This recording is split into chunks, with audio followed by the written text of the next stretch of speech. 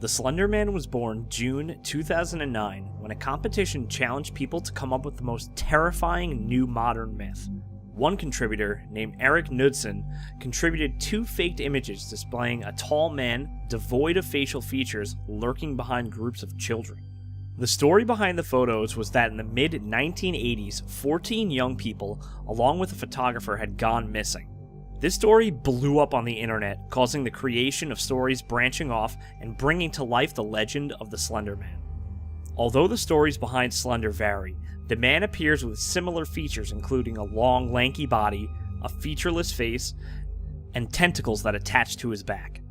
From video games to fan films to countless fan fiction stories, it was like the Slender Man had come alive. And for 2 young girls, the story of Slender Man became more real than anyone ever expected.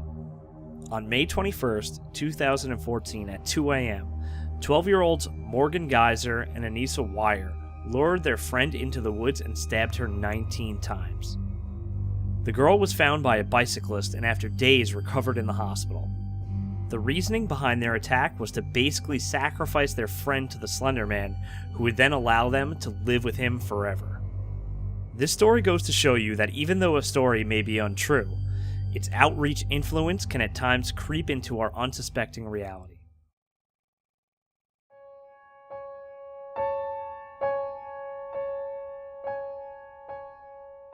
If you grew up in the time of the Nintendo 64, as I did, I'm sure you would have a fondness for the beloved game, The Legend of Zelda Majora's Mask.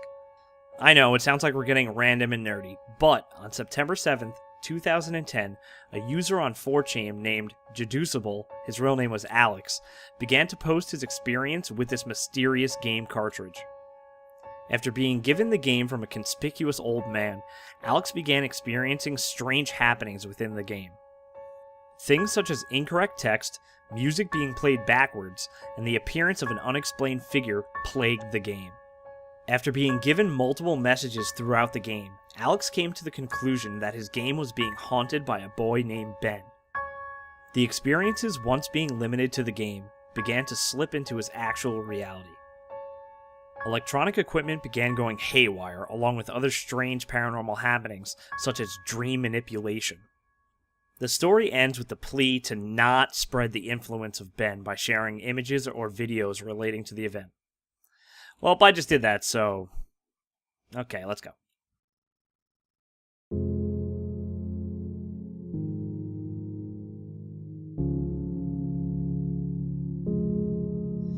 This last segment is unfortunately yet another story that leaks too far into the realm of reality.